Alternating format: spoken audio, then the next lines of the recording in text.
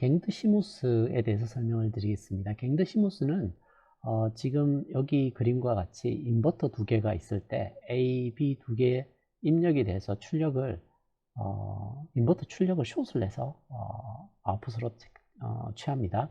일반적으로 게이트의 출력을 숏을 내게 되면 에러가 발생을 하게 됩니다. 그런데 갱드 시모스에서는 의도된 형태로 출력을 숏을 내서 사용을 할 수 있습니다. 오른쪽 모양을 한번 보시면 PMOS 사이즈가 NMOS 사이즈보다 작은 걸 볼 수가 있습니다. 이 크기 비를 자세히 보시면 저희들이 레이쇼드 로직과 비슷하게 닮아 있다는 걸 볼 수가 있습니다. 레이쇼드 로직에서는 PMOS가 항상 켜져 있고요. NMOS만 켜져 있는데 이때 출력이 여기가 A고요. 여기가 출력이 Y인 레이쇼드 로직의 인버터인데 이 경우에 여기 사이즈가 3분의 4고요. 여기 사이즈가 3분의 2 정도 됐었습니다. 이때 A가 켜졌을 때 PMOS가 켜져 있지만 로로 떨어지는 걸 볼 수 있습니다. 이 레이쇼로 인해서요. 이 사이즈를 여기다 취하고 있는 걸 볼 수가 있고요. 차이는 PMOS가 항상 켜져 있는 게 아니라 지금은 A 게이트 입력에 따라서 PMOS가 바뀌게 되어 있고요. B도 동일한 크기를 가지고 있습니다. 이런 경우에는 아래쪽에 테이블을 보시면 A, B 둘 다 꺼져 있을 때 A, B 둘 다 꺼져 있으면 N1하고 N2가 둘 다 꺼져 있기 때문에 N1, N2가 오프 상태에 있게 됩니다. 그리고 P1, P2가 켜져 있죠. 그죠? P1, P2가 켜져서 지금 같은 경우에 여기 저항이 3R 여기가 3R 이렇게 되어 있는데요. 두 개 동시에 켜지면 1.5R이 됩니다.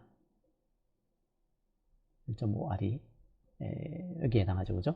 그리고 그때는 PMOS 두 개가 켜져 있기 때문에 Y가 하이로 나오게 됩니다. 그런데 이 두 가지 경우를 한번 보죠. 0, 1이거나 1, 0일 때 지금 같은 경우에는 여기가 0이기 때문에 N1은 꺼져 있고요. 여기가 켜져 있으면 여기에 N2가 켜져 있습니다. 그리고 여기가 1이면 P2는 꺼져 있고요. 여기가 제로이기 때문에 P1이 켜져 있습니다. 지금 켜져 있는 소자가 이 둘인데요. 어떻게 켜져 있느냐 하면 여기가 제로이기 때문에 여기가 ON이 되어 있고요. 여기가 ON이 되어 있습니다. 자, 이렇게 ON이 되어 있을 때는 출력이 얘보다 NMOS가 사이즈가 크기 때문에 로로 가게 되어 있습니다. 그래서 제로로 떨어지게 되어 있죠. 이 경우에도 마찬가지입니다. 대칭 구조이기 때문에 이렇게 되어 있겠죠. 그리고 1, 1일 때는 둘 다 켜져 있을 때는 당연히 N1, N2가 켜져 있기 때문에 N1, N2가 켜지고 여기가 꺼져 있기 때문에 로로 가겠습니다. 그래서 이 구조는 노아 게이트처럼 동작을 하는 걸 볼 수가 있습니다. 여기가 동일한 게이트로 표시하면 A, B의 Y 노아 게이트로 동작을 하고요. A 입력과 B 입력이 서로 대칭인 노아 게이트입니다. 그래서 이렇게 동작하는데 여기서 이제 그 로지컬 에포트를 한번 체크를 해보죠. 라이징을 할 때 로지컬 에포트는 지금 라이징을 할 때는 로에서 하이로 라이징을 할 때는 이 딜레이를 생각을 하시면 되는데 이때 하이로 켜지기 때문에 풀업 쪽 저항은 3R, 3R이기 때문에 1.5R입니다. 그리고 캐패시턴스는 지금 3분의 4에 3분의 2이기 때문에 2 정도 됩니다. 2C 이렇게 되죠. 나누기 3RC 이렇게 주어집니다. 그래서 계산을 해보시면 얘가 1이 나옵니다. 그래서 라이징을 할 때 로지컬 에포트는 1이 나옵니다. 근데 폴링을 할 때 로지컬 에포트는 이때나 혹은 이때가 월스트 케이스죠. 그래서 그때는 어떻게 되느냐 하면 여기가 켜져 있고 여기가 켜져 있는 경우 그때는 밖에서 봤을 때 레지스턴스는 그냥 R로 보입니다. R로 보이고 캐패시턴스는 마찬가지로 2C로 보입니다. 그래서 3RC로 나누게 되면 로지컬 에포트가 3분의 2가 나오는 걸 볼 수가 있습니다. 평균을 가하면 6분의 5가 주어지게 됩니다. 그래서 갱드 시모스의 로지컬 에포트는 업 쪽, 이렇게 풀업 쪽이 켜졌을 때는 1이고요. 풀 다운 쪽이 켜졌을 때는 3분의 2가 된다고 알고 계시면 될 것 같습니다. 다음으로 다이내믹 로직에 대해서 설명을 드리겠습니다.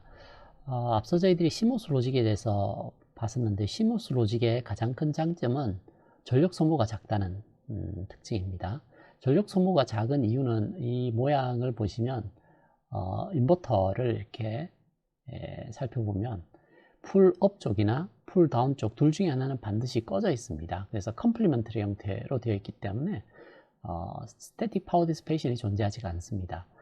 대신에 단점으로 전력 소모가 작은 대신에 이 A 입력을 보면 PMOS와 NMOS를 동시에 드라이브를 해야 됩니다. 그래서 팬아웃이 큽니다. 특히 PMOS 사이즈가 크기 때문에 부담이 많이 됩니다. 이걸 없애기 위해서 앞쪽에서 이들 레이시오드 로직을 봤었는데요. 레이시오드 로직은 PMOS는 드라이브 안 하고요. 항상 켜놓습니다. 그리고 NMOS만 드라이빙해서 인버터를 이렇게 만들었었죠. 그죠? 여기에서도 장점이 사실은 이 팬아웃이 작아서 드라이브 스피드를 끌어올릴 수 있는 장점이 있습니다. 대신에 스피드가 높아진 만큼 손해된 게 있겠죠. 손해보는 거는 스태틱 파워입니다. PMOS 항상 켜져 있기 때문에 스태틱 파워 디스페이션이 있습니다. 그래서 스태틱 파워 디스페이션이 없으면서 이 비슷한 구조가 있을까 해서 나온 게 다이내믹 로직입니다. 그래서 다이내믹 로직은 PMOS를 드라이빙 하지 않고요. 스태틱 파워 디스페이션도 없는 절충안이라고 보시면 될 것 같습니다. CMOS의 가장 큰 단점이 뭐냐면 업적 스위치입니다. P채널. P채널이 면적도 많이 차지하면서 얘가 느려요. 그럼에도 불구하고 사용하는 가장 큰 이유는 뭐냐면 컴플리먼터리 스위치를 쓰기 때문에 VDD에서 그라운드로 직접 패스가 생기는 걸 항상 막아줘요. 그래서 스위치가 풀업이나 풀다운 쪽 하나가 꺼져 있기 때문에 전력 소모가 월등히 좋습니다. 그래서 CMOS를 많이 사용하긴 하지만 말씀드렸듯이 느리면서 면적을 많이 차지해요. 대신에 전력 소모는 작죠. 그래서 이제 수도 NMOS인 경우에는 P채널 항상 켜놓고 사용을 했었습니다. 그래서 그 P채널이 항상 켜놓게 되면 N채널 소자 때문에 스태틱 파워 디스페이션이 생겨나죠. 그죠? 그러면 앞서 본 것처럼 레이시오드 로직처럼 PMOS를 항상 켜놓고 사용하면 스태틱 파워 디스페이션이 생기니까 P채널을 없애면서 레이시오드 로직처럼 생겨나는 저런 스태틱 파워 디스페이션을 없애는 회로가 뭐가 있을까 해서 나온 게 이 다이내믹 로직입니다. 다이내믹 로직은 P채널 소자가 있는데 저 소자를 껐다 켰다 하는 겁니다. 그래서 클락을 이용해서 P채널 소자를 가지고 프리차징을 하고 프리차징 된 상태를 이밸리에이션 하는, 프리차징과 이밸리에이션을 반복하는 형태로 설계되어 있습니다. 그래서 다이내믹 로직은 P채널을 클락을 줘서 온오프 시키면서 동작시키는 방식입니다.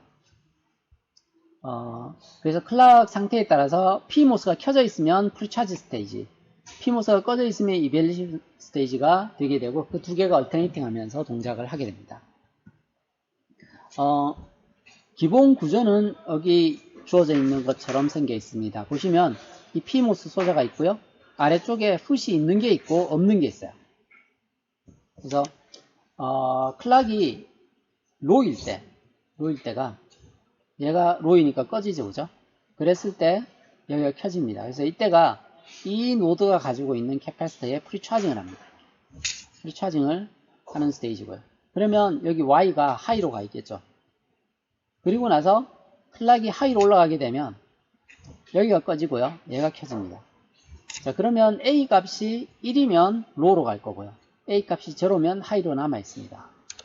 인버터로 동작하는 거죠. 그래서 이게 트랜지스터 한 개 가지고 동작하는 인버터입니다. 여기도 마찬가지죠. 그죠? 임의에 여러 개 입력이 들어오게 되면 낸드 게이트나 로아 게이트를 여기다 구현할 수 있습니다. 오로지 N채널만 가지고 구현이 가능하죠. 그죠? 스위치가 하나만 있으니까. 그리고 프리차지와 이밸리에이션을 반복해서 하고 있기 때문에 이 두 개 때문에 스태틱 파워 디스페이션이 생길 염려가 없습니다. CMOS는 P하고 N이 동시에 동작을 하고 있는 거고요. 여기에는 보시면 P와 이렇게 N 채널이 서로 동작하는 시간이 달라요. 그래서 동시에 VDD에서 그라운드로 패스스루가 생기질 않습니다.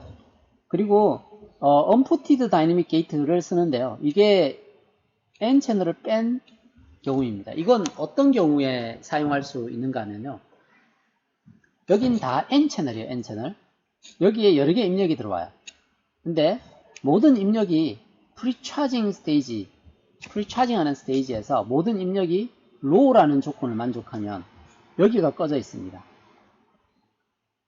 그래서 로직 펑션 자체가 꺼져 있기 때문에 제가 푼 역할을 해요. 얘 역할을 하는 거죠. 근데 여기에서는 어떤 입력이 들어올지 모르니까 혹시나 얘가 켜져 있으면, 얘가 온된 상태에 있으면 패스스루가 생겨버리죠. 그죠? 그러면 문제가 생겨나죠. 그래서 언푸티드를 사용을 할 때는 입력이 프리차징 스테이지에서 로우라는 게 개런티가 되면 밑에 있는 풋을 뺄 수가 있습니다. 근데 일반적인 로직에서는 빼지는 못해요. 근데 얘를 뺄 수 있게 만들어 준 로직이 도미노 로직이에요. 도미노 로직은 모든 입력이 프리차징 스테이지일 때 로우가 되는 걸 개런티를 해줍니다. 개런티를 해주기 때문에 그런 경우에는 이 풋을 사용하지 않아도 됩니다. 자, 여기 보시면 언푸티드와 푸티드의 다이내믹 로직 인버터를 보여주고 있는데요.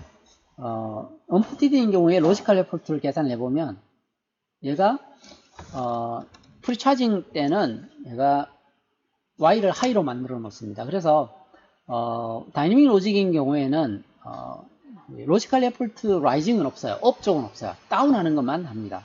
왜냐하면 하이로 이미 프리차징 된 상태에서 이걸 로우로 내릴지 유지할지 둘 중에 하나만 정하기 때문에 특성 자체가 하이에 남아있거나 아니면 로우로 떨어지거나만 관심이 있기 때문에 다운할 때만 중요합니다. 그래서 다운할 때 어떻게 되느냐 하면 지금 캐패시터 같은 경우는 유닛 사이즈이기 때문에 C고요.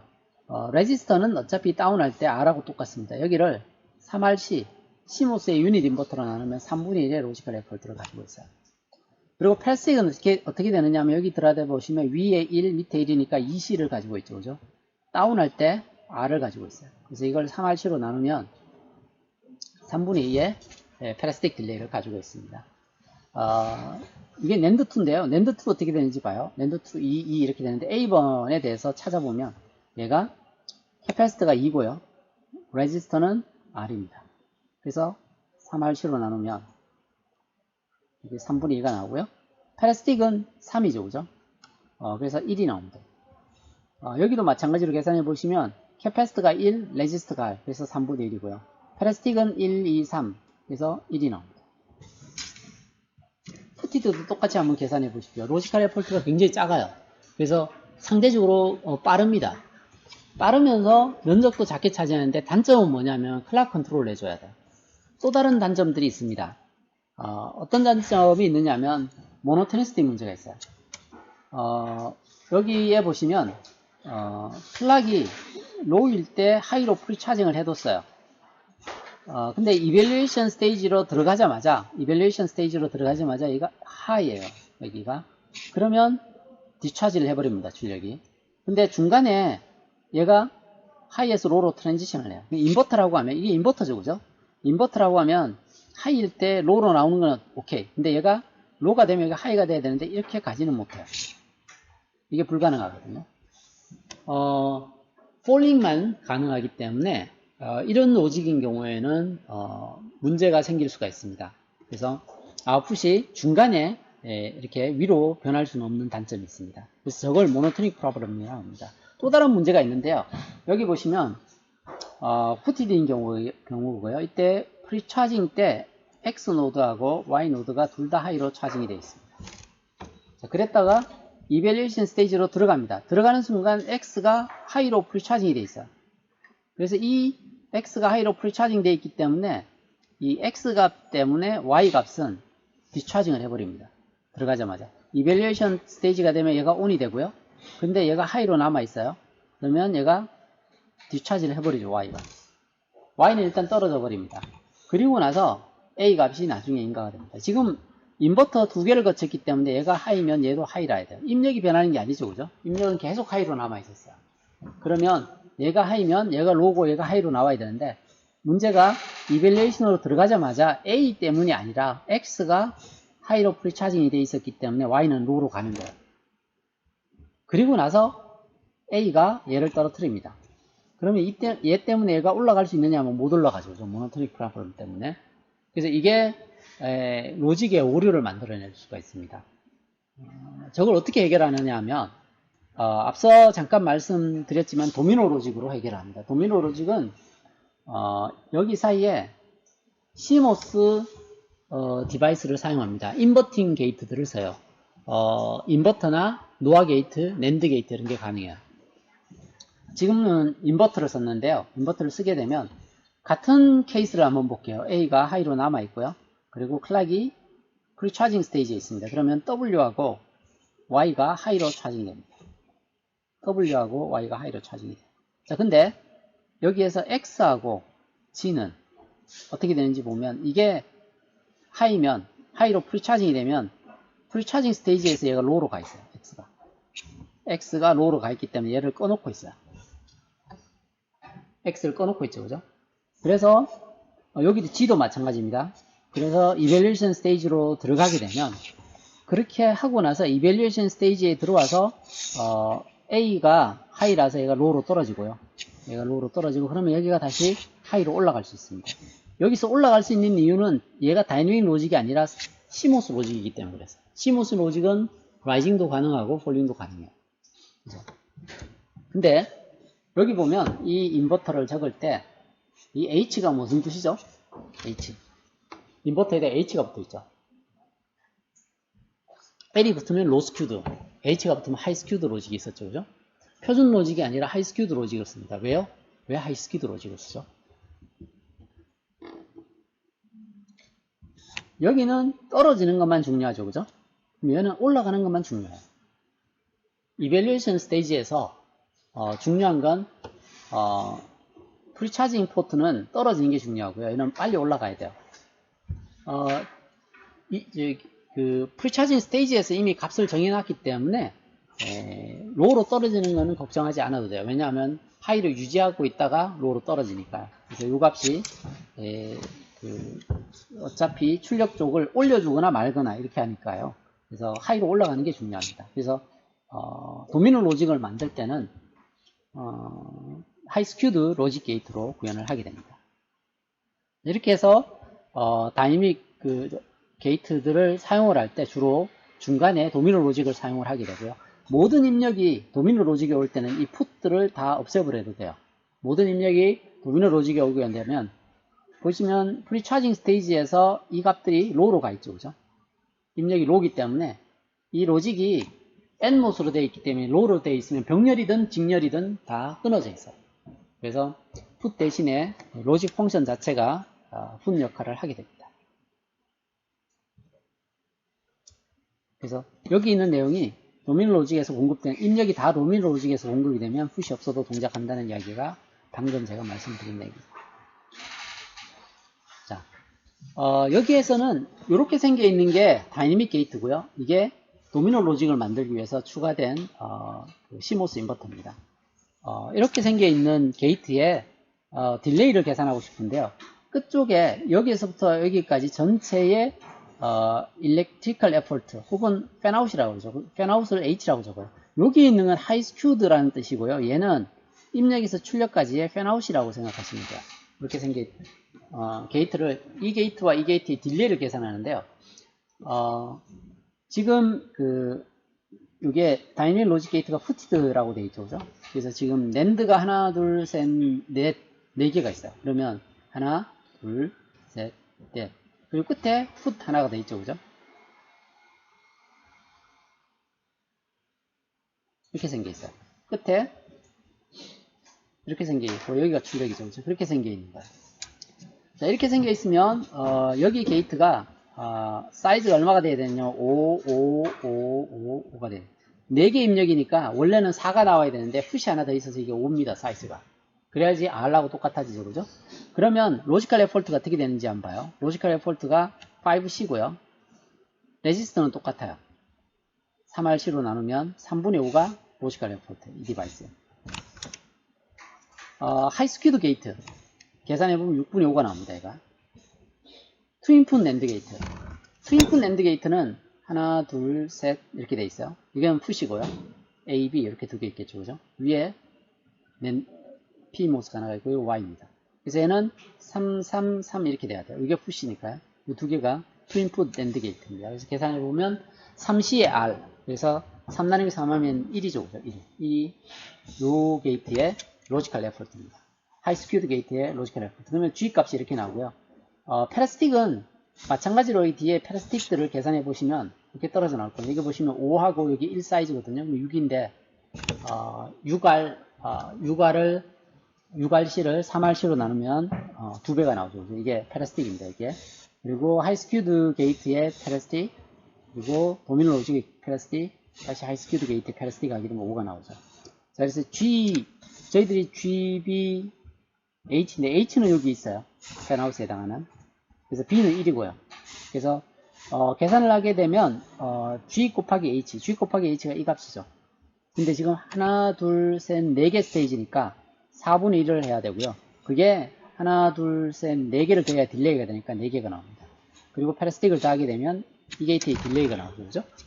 두 번째는 이게 2스테이지입니다. 2스테이지는 똑같이 계산을 해보면 G를 계산하고요. 여기가 계산하면 2분의 3 정도가 나옵니다. 로지컬 폴트가. 그래서 G가 2분의 5가 되고요. P는 3분의 11 정도 됩니다. 지금은 2스테이지이기 때문에 루트를 취하고 2개를 더하고 패러스틱을 더하면 딜레이가 나옵니다. 그래서 이 딜레이와 이 딜레이가 둘 다 뭐에 대한 함수냐면 H에 대한 함수예요. H 값이 얼마인지를 알면 딜레이 값이 나오죠. 그죠? 그 두 개를 아래에서 플러스를 했어요. 여기 보면 A에 대한 플러스이고 B에 대한 플러스이고 이게 H입니다. H 값에 대해서 플러스를 해보면 처음에는 2개짜리가 빨라요. 이게 딜레이 크기거든요. 근데 팬아웃이 한 7 넘어가게 되면 밑에 게 더 빨라요.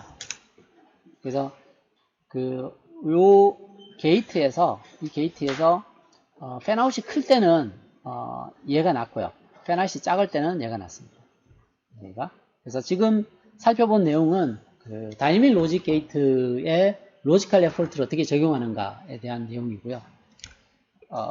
마지막으로 저희들이 살펴볼 로직 패밀리 중에 이제 패스 트랜지스터 로직이 있어요. 저희들이 살펴봤던 게 맨 처음 본 게 가장 기본이 되는 CMOS 로직입니다. 두 번째는 CMOS 로직의 단점을 극복하기 위해서 레이쇼드 로직, 수도 NMOS를 봤죠. 그죠? 수도 NMOS는 PMOS를 없애는 대신에 항상 켜놔요. 그래서 이 속도는 빨라지고 면적도 작아졌는지 전력 소모가 문제가 되죠. 그죠? 그래서 그 다음 나온 게 다이내믹 로직이에요. 다이내믹 로직은 레이쇼드 로직의 다이내믹 파워 스태틱 파워 디스페이션이 문제가 좀 됐어요. 그래서 뭐 PMOS 없앤 건 좋은데 전력 소모가 너무 커져요. 그래서 그 트레이드 오프로 PMOS를 클락킹하는 방식으로 동작하는 게 다이내믹 로직이에요. 그래서 전력 소모로의 이점을 보지만 클락 때문에 생겨나는 어디셔널한 컨트롤 신호들이 또 필요하게 되죠. 그리고 네 번째 나오는 패밀리가 패스트 트랜지스터 로직입니다. PTL. 패스트 트랜지스터 로직은 우리가 보통 CMOS는 어떻게 되어 있냐면 VDD하고 그라운드 사이에 스위치가 PMOS 스위치가 하나가 있고 NMOS 스위치가 하나가 있어서 여기에 입력이 여러 개가 들어가죠. 그죠? 이 컨비네이션으로 위에 걸 켤 건지 밑에 걸 켤 건지 둘 중에 하나를 켜죠. 그죠?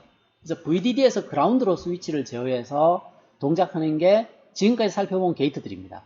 CMOS 그랬고요. 수도 NMOS는 위에는 항상 켜놓고 밑에를 껐다 켰다 하는 거고요. 다이내믹 로직은 어떻게 하느냐 하면 위에 걸 컨트롤해서 프리 차징을 시킨 다음에 얘를 이밸류에이션 하는 구조로 썼죠. 그죠? 그래서 기본적으로는 다 버티컬 스위치를 써요. VDD에서 그라운드로 가는 스위치를 만들어서 로직을 만드는데 패스트 트랜지스터 로직은 달라요. 패스트 트랜지스터 로직은 VDD 그라운드가 아니라 신호에서 신호로 연결해 줍니다. 그래서 이 PTL은 VDD하고 그라운드가 분리되어 있습니다. 이렇게 스위치로 만들었거든요. 이렇게. 그래서 일반적으로 저희들이 봤던 게이트하고는 좀 다르게 동작을 하게 됩니다.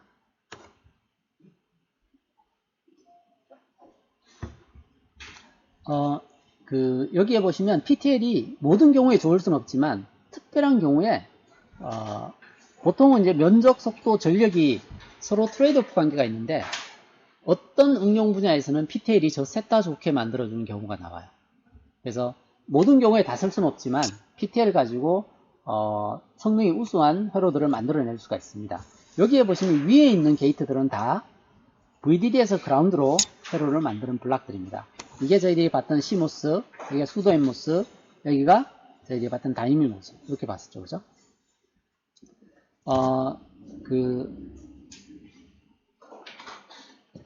이게 캐스케이드 볼티지 스위치 로직은 이 PMOS를 서로 백투백으로 이렇게 물게 해놨어요. 그래서 한쪽이 Y고 한쪽이 Y 바면 여기가 백투백으로 물려놓으면 인버터 두 개를 백투백으로 물린 거랑 비슷해요. 모양 자체는 우리가 보통 메모리 구조가 이렇게 생겨있죠. 래치 구조가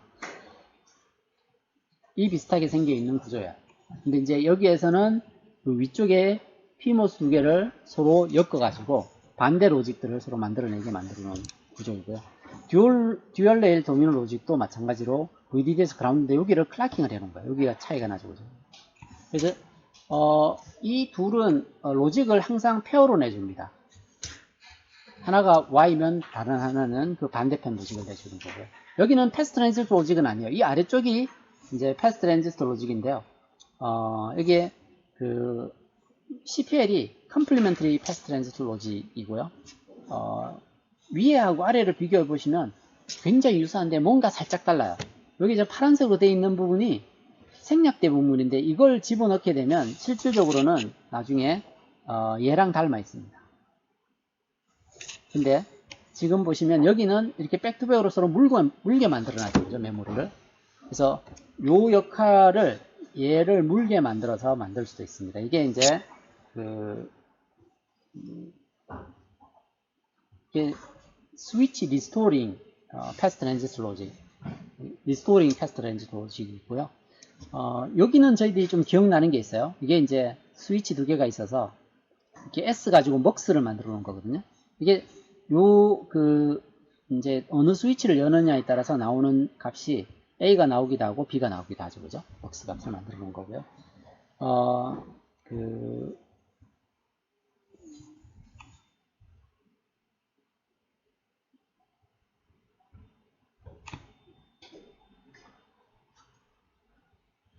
그래서 그 뒤쪽에도 보시면 이게 요 게이트입니다. EPL. 이름을 자세히 한번 보시면 뭐 어떻게 동작하는지를 보일 겁니다. 그래서 얘도 얘 두 개를 섞어 놓은 거랑 비슷하죠. 그래서 동작하는 방식들은 패스 트랜지스터 로직의 키는 이런 부분들입니다. 이게 이제 VDD하고 그라운드 사이에 붙어 있는 스위치가 아니라 시그널 사이에 붙어 있는 스위치를 이용해서 로직을 만들어내는데요. 여기는 전부 다 이제 먹스 만드는 로직을 보여주고 있어요. 그리고 스위치를 만들 때 저희들이 NMOS만 사용을 했을 때 생겨나는 문제가 있었어요. NMOS만 스위치를 쓰게 되면 예를 들어서 이렇게 사용을 했을 경우에 여기가 만약에 VDD였다고 한번 봐요.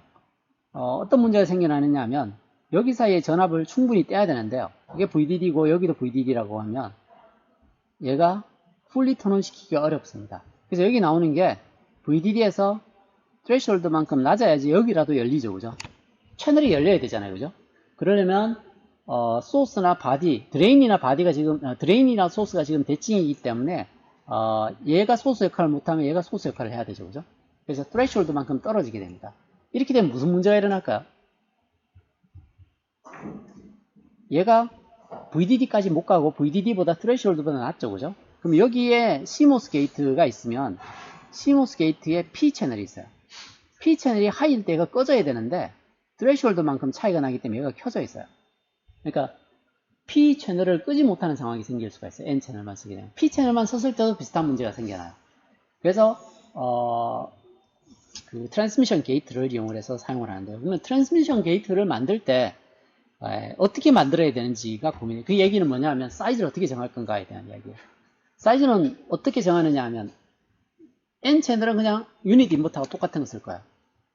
P 채널은 얼마나 쓸까요? P 채널 얼마 쓰면 좋을까요? 얘도 1을 씁니다. 그럼 어떤 일이 일어났냐면 얘가 여기 밑에 보시면 가정을 하는데요. 이게 스위치가 이렇게 ON이 되었을 때 N 채널이 ON이 되면 R 정도를 가진다고 가정하고요. OFF가 되면 대충 2R을 가진다고 생각하는 거예요. 이거보다는 더 클 거예요. 그리고 P 채널은 ON이 되면 저희들이 2R이라고 알고 있어요. OFF가 되면 4R이라고 생각해요. 2배씩 저항이 커진다고 보면 얘가 ON이 되고 얘가 OFF가 됐을 때 그러면 이 정도 저항을 가져요.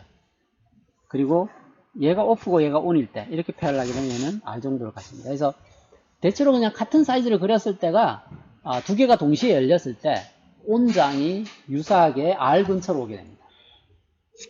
그래서 보통은 똑같은 사이즈를 그려야지 또 레이아웃 그리기도 편하죠. 그죠? 스위치 트랜스미션 게이트를 만들 때. 그래서 트랜스미션 게이트를 만들 때는 동일한 사이즈의 N채널과 P채널 이용해서 만들게 됩니다. 여기에 보시면 그 A하고 B가 먹스입니다. 먹스가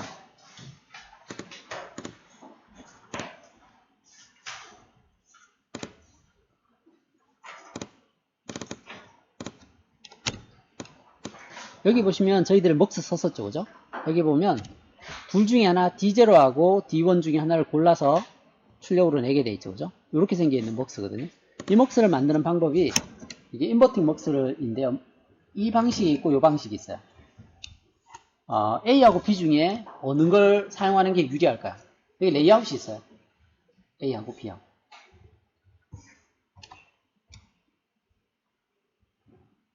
보시면 얘가 트라이스테이트 버퍼죠, 그죠? 트라이스테이트 버퍼예요. 트라이스테이트 버퍼 두 개를 물려놓은 거예요, 출력을. 트라이스테이트 버퍼 만들 때 이렇게 안 쓴다 그랬죠, 그죠? 레이아웃을 비교해보면 어느 게 큰지 보입니다. 컨택 크기를 안 봐요. 컨택이. 하나, 둘, 셋, 넷, 다섯 개. 하나, 둘, 세 개만 있으면 되죠. 얘가 유리하죠, 그죠? 이렇게 만들고 레이아웃을 이렇게 작성을 해야 돼요. 그래서 지금 저희들이 쓰고 있는 그 게이트들 중에 요 먹스 있죠, 그죠? 먹스 안에 들어가 보면 이렇게 생겨 있어요. 이게 셀렉션 핀이 중간에 여기 끼워져 있고요. 여기가 데이터 0, 데이터 1 이렇게 두 개가 묶여 있습니다. 이 회로가 방금 보고 있는 이 회로입니다. 그래서 이렇게 안 만들고 이렇게 만들었습니다. 트라이스테이트 버퍼 만들 때도 이거 안 하고 이걸 쓴다 그랬죠, 그죠?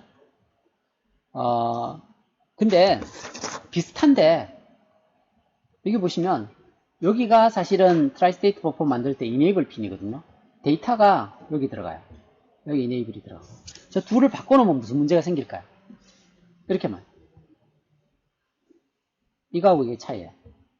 이건 여기와 여기는 쓸 수는 있는데 얘가 선호한다 그랬고요. 얘는 쓰지 못한다 그랬어요. 이게 얘를 바꿔놓은 거죠. 위치를. 위아래로.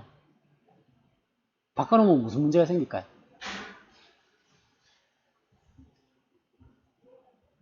얘가 플로팅이 됐을 때 문제가 많이 발생을 해요. 얘가 변하는데 얘가 플로팅이 되면 얘가 계속 따라서 변해요. 얘가 다른 드라이버에 잡혀 있으면 그 드라이버 때문에 잡히는데 그렇지 않으면 여기가 계속 변해요. 그래서 여기가 다 플로팅 시켰기 때문에 그냥 아이솔레이션 되어 있는 자기 동네만의 신호거든요. 다 끊어버린 거잖아요, 그죠? 섬처럼 동작을 하게 돼요. 그래서 이렇게 해놓으면 문제가 심각한 것들이 많이 생겨요. 그래서 패스 트랜지스터 로직을 사용을 할 때 어떤 것들이 주의해야 되는지를 봤었는데 여기 보시면 서킷 페일리어에 대한 얘기들이 나와요. 여기 보시면 방금 제가 말씀드린 것처럼 패스 트랜지스터 로직을 이렇게 사용하게 되면 얘가 VDD고요.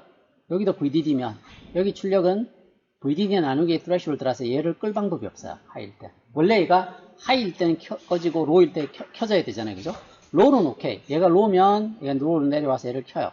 근데 얘가 하이로 올라가게 되면 얘가 하이라 해야 되는데 얘를 끄지 못해요. 그럼 문제가 생겨나죠, 그죠? 그래서 거기에 대한 내용들이고요. 그 레이쇼드 로직을 사용을 할 때는 이게 위에 있게 충분히 꺼질 수 있는 사이즈가 잘 맞아야 돼요. 근데 우리는 정확하게 사이즈를 맞춰서 그렸어요. 근데 어떤 문제가 생길 수 있느냐 하면 저희들이 그 인버터가 있고요. 인버터를 이렇게 만들었어요. 얘를 켜놓고요. 얘를 1, 얘를 1, 이렇게 했죠. 3분의 2, 4 over 3 이렇게 만들었어요. 그럼 당연히 얘가 이겨야 돼요. 스트롱 해야 돼요. 근데 문제가 어떤 코너가 있을 수 있냐면 얘가 패스트 슬로우 코너. 그러니까 실제로 얘를 먼저 부르니까 슬로우 패스트 코너가 문제가 돼요. 슬로우란 얘기는 얘는 저항이 증가를 해요. 슬로우란 이야기가 스레시홀드가 증가하든지 해서 얘가 힘이 약해진 상태죠, 그죠? 근데 얘는 힘이 세지는 상태예요. 그러면 얘가 항상 켜져 있으니까 얘는 영원히 얘를 스위칭 시킬 수 없는 상황이 될 수가 있어요. 그래서 레이쇼 사이즈를 바꿔서 우리가 생각한 대로 만들었다고 다 되는 게 아니라 이 코너들을 꼭 체크를 해야 돼요. 레이쇼도 로직은. 안 그러면 서로 사이즈가 안 맞아서 문제가 생기는 경우가 생깁니다. 그 비슷한 일들이 그 다이내믹 키퍼 같은 경우 이렇게 위크한 이런 게이트들을 쓰는데요. 그리고 위크 게이트를 사용을 할 때 똑같은 일들이 일어나게 됩니다. 레이시오드 로직에. 그래서 레이시오드 로직을 쓸 때 주의해야 될 사항들이고요. 그래서 레이시오드 로직을 쓰면 4개의 코너 중에 슬로우 패스트하고 패스트 슬로우 코너를 서로 2개의 상황이 바뀌었을 때 정상 동작하는지를 꼭 체크를 해야 됩니다. 그리고 리키지 커런트, 이게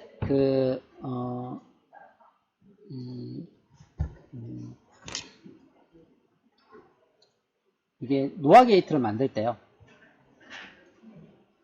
특히 레이시오드 로직에서 여기에다가 와이드 노아를 만들어요. 이게 굉장히 여러 개를 따라요. 이게 많아지게 되면 여기에 리키지가 생겨서, 얘가 리키지를 감당 못하면 여기가 원래 밑에는 다 꺼져 있는데 그러면 하이로 유지가 돼야 되는데 이 리키지들이 더해져서 얘를 이겨버리는 상황이 생겨요. 그럼 얘가 로로 바뀌어버려요. 그래서 논리적으로 생각하면 여기 몇 개든지 상관없이 굉장히 잘 동작할 것 같아요. 노아 게이트 구조 자체는 그렇게 생겼잖아요, 그죠? 하나라도 켜지면 오화가 되니까. 근데 문제는 여러 개 달아서 다 껐는데 개별 리키지들이 계속 더해지다 보면 얘가 이기지 못하는 상황이 돼요. 그러면 이것도 홀트가 돼요. 근데 지금 얘기 드리는 것들이 대부분 그냥 논리적으로 생각하다가 실수하는 것들이에요. 그래서 논리적으로 맞다 하더라도 실제로 만들었을 때는 우리가 생각하지 못하는 상황들이 생겨날 수가 있습니다. 그래서 그런 내용들이 뒤에 이제 설명이 되어 있는데요.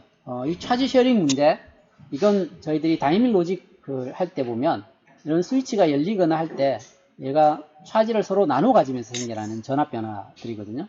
그리고 파워 쪽에서 생겨나는 드랍들, 이런 라우팅 패스들이 존재하게 되면 여기에 흐르는 전류로 인해서 전압이 변하게 됩니다. 그래서 전압 변화가 칩 안에서 일어난다고 했었죠, 그죠? 핫스팟은 주로 이제 열입니다. 이렇게 칩도 보면 저희들이 설계를 할 때 에너지를 많이 소모하는, 이렇게 파워를 많이 소모하는 영역이 있고 그렇지 않는 영역이 있어요. 근데 파워를 많이 하는 영역에 열이 올라가게 되면 그쪽에 전류가 또 집중이 되게 됩니다. 그래서 핫스팟들이 생겨나게 되면 그 부분이 데미지를 입어서 빨리 죽게 됩니다. 그래서 열 설계 같은 것들을 해서 전력 소모가 심하게 일어나는 것들을 한 곳에 몰아놓으면 안 돼요. 그러면 그쪽에서 열이 너무 많이 올라가고, 열이 올라가게 되면 반도체 수자는 기본적으로 캐리어가 올라가게 돼요. 전류가 늘어난다는 얘기예요. 그래서 온도가 올라가게 되면 홀도 많아지고 일렉트론도 많아져요. 근데 그걸 열 관리를 잘못해서 한 곳에 그런 소자들을 모아놓으면 안 되죠. 그래서 전력 소모가 많이 생기는 소자일수록 흩어놔야 돼요. 그리고 마그네틱 캐리어 인젝션은 어떤 경우냐면, 이게 N채널 소자인 경우에 여기 N이고 P타입이 있어요. P타입이 지금 그라운드에 붙어 있어요. 근데 이게 드레인 같은 게 동작하다가 나중에 인버터 같은 거 한번 찍어봐요. 이렇게 타임 도메인을 쓸 때 이렇게 튀는 경우가 있어요. 이게 그라운드인데 이 부분이 무슨 일이 일어나느냐 하면 네거티브로 가서 이게 턴온이 돼버려요, 다이오드가. 그러면 마그네틱 캐리어들이 여기 보면 여기가 플러스 마이너스로 되는 순간 캐리어 인젝션이 일어나죠. 이쪽으로 일렉트론이 건너오고. 그래서 이 P 채널에 마그네틱 캐리어가 들어와서 리키지가 잔뜩 커지게 돼요. 리키지가 커지게 되면 레체험 문제부터 굉장히 다양한 문제들이 생겨납니다.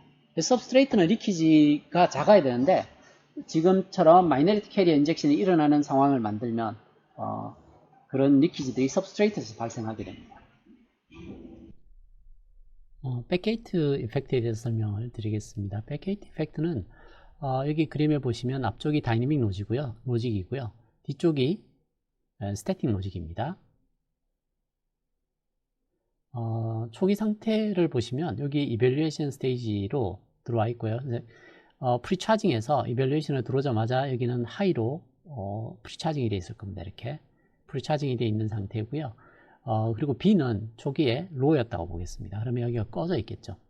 그럼 여기는 꺼져 있고 여기는 프리차징 되어 있기 때문에 N온이 켜져 있는 상태로 Y가 하이로 드라이빙 되어 있습니다. B가 로우이기 때문에 이게 켜져 있죠, 그죠? 그래서 Y가 하이로 출력이 나오게 되어 있을 겁니다. 이 X 노드를 한번 살펴보면 이 상태에서 N온 디바이스의 게이트가 X인데요. 이 Y 노드가 N온 소자 입장에서 보게 되면 여기가 하이고 여기가 켜져 있는 상태로 카운트하면 여기가 V threshold, VT만큼 켜져 있는 상태입니다. 그래서 초기에 여기 잔압이 V threshold만큼 켜져 있게 됩니다. 그래서 여기 양쪽에 전하가 얼마가 저장이 되어 있느냐면 CGS1 곱하기 VT만큼 전하가 차징이 되어 있습니다. 여기 저장되어 있는 차지가요.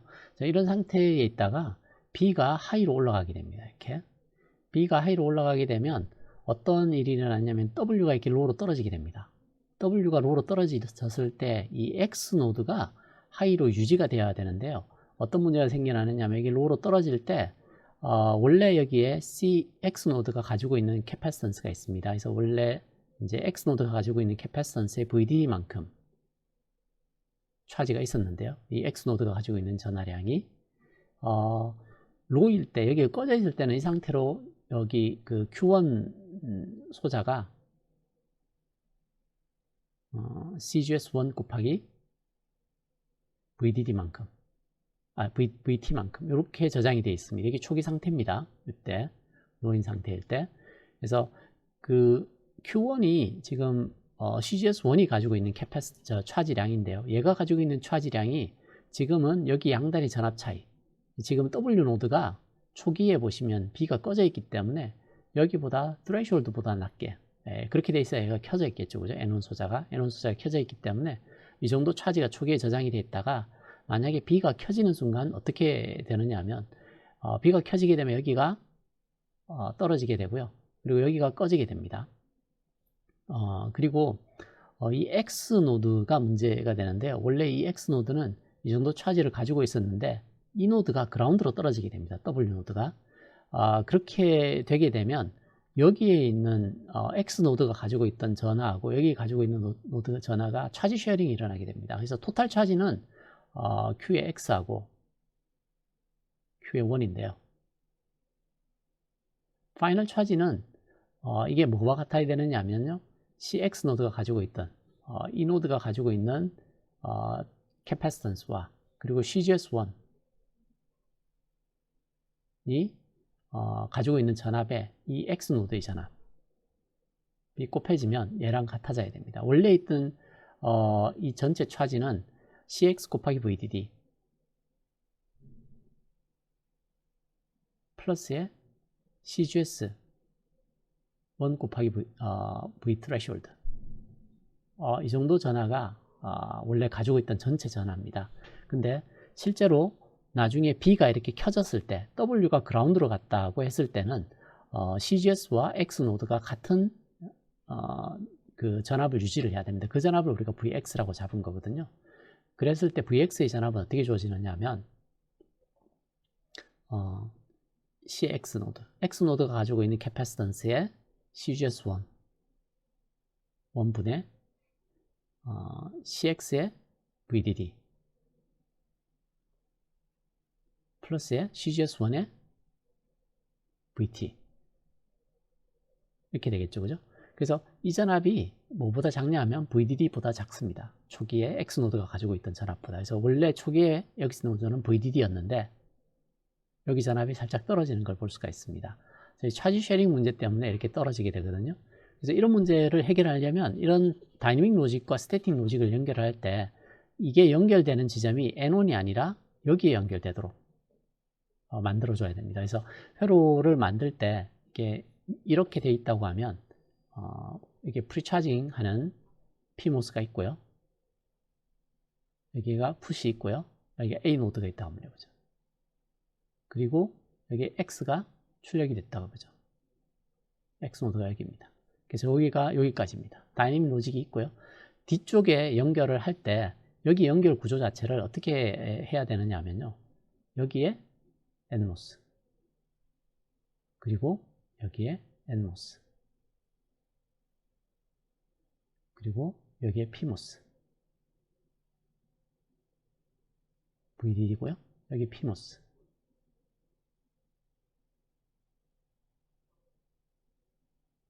이렇게 연결되고 여기가 출력이 Y가 되게 여기가 P가 되고요. 여기가 이제 N1이 되고 여기가 N2가 되겠죠. 자, 이렇게 바꿔놓게 되면 이런 문제를 해결할 수가 있습니다. 여기가 하이로 프리차징 되어 있다고 하면 이때는 이 노드가 가지고 있는 캐패시턴스가 CX라고 하면 이 CX 곱하기 초기치를 한번 생각해 보면 CX 곱하기 VDD만큼 차지를 프리차징 때 가지고 있고요. 또 N1에 이게 CGS1 이렇게 붙어 있습니다. CGS1도 똑같이 프리차징 때처럼 똑같은 전압을 가지게 됩니다. CGS1 곱하기 VDD가 초기에 이렇게 차징이 되어 있습니다.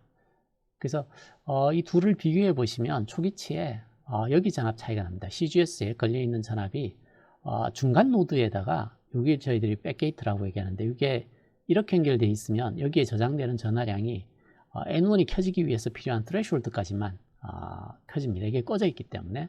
근데 이제 이걸 레일 쪽, 그라운드 레일 쪽에 가까운 디바이스에 이렇게 연결을 해두면, 이렇게 연결해두면 이런 백게이트 커플링 이펙트가 없어지게 됩니다. 그래서 초기에 전화를 충분히 저장하고 있기 때문에 B가 켜졌을 때 그런 문제가 발생하지 않습니다. 이런 현상을 저희들이 백게이트 커플링이라고 얘기합니다. 그리고 디퓨전 인풋 노이즈는 저희들이 이 뒤쪽에 뭐 인버터 같은 게이트가 여기를 드라이빙을 할 때 어떤 일들이 일어나게 되느냐 하면요. 인버터가 앞쪽에서도 이게 마이너리티 캐리어 인젝션을 할 때도 설명을 드리긴 했는데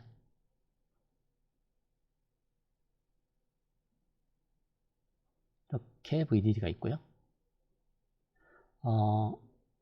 여기에 이제 로딩이 캐패시터가 붙어 있습니다. 이 로드 캐패시터는 우리가 의도적으로 달아주는 게 아니라 다른 게이트를 드라이빙 하다 보면 이런 캐패시터가 생겨나게 됩니다.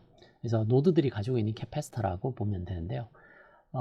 만약에 여기에서 로에서 하이로 트랜지션을 한다고 한번 해보겠습니다. 로 상태에 있었다는 이야기는 여기가 하이로 있었다는 얘기겠죠. 그래서 여기 전압이 초기에 하이에 남아 있을 겁니다. 전압이 이렇게 남아 있을 겁니다. 이게 여기가 이제 VO라고 하면 이렇게 VO로 남아 있는데 어떤 특정한 시점 T1 여기가 이제 T1 시점이라고 보죠. T1 시점에 전압이 이렇게 위로 올라갔다고 한번 보겠습니다. 그러면 이게 전압이 위로 올라갈 때 이렇게 붙어 있는 캐패시턴스들이 존재합니다. 여기와 여기 사이에 캐패시터가 붙어 있거든요. 근데 여기가 이렇게 올라가게 되면 여기로 캐패시터를 통해서 차지가 들어오게 됩니다. 그리고 초기에 VDD였는데 얘가 낮은 데서 올라오게 되면 이제 얘가 켜져서 차지가 빠지게 되는데 그 전에 이게 빨리 올라오게 되면 여기 전압이 순간적으로 추가적인 차지가 들어오기 때문에 위로 튀었다가 이렇게 떨어집니다. 이렇게 떨어지겠죠. 그래서 이게 VDD인데 여기 출력 전압이 VDD보다 높은 픽이 생겨날 수 있습니다. 똑같은 이유로 여기 어떤 시점 T2에서 이렇게 떨어졌다고 한번 해볼게요. T2에서 이때가 하이이기 때문에 로우로 유지가 되고 있습니다. 근데 어떤 T2라는 시점에 게이트가 이렇게 떨어진다고 생각을 해보죠. 갑자기 여기가 로였는데 0V였는데 여기 전압이 밑으로 이렇게 VDD에 있다가 여기 그러면 원래 차지가 이렇게 쌓여 있었겠죠, 그죠? 이렇게 VDD 여기가 0고 모양을 보시면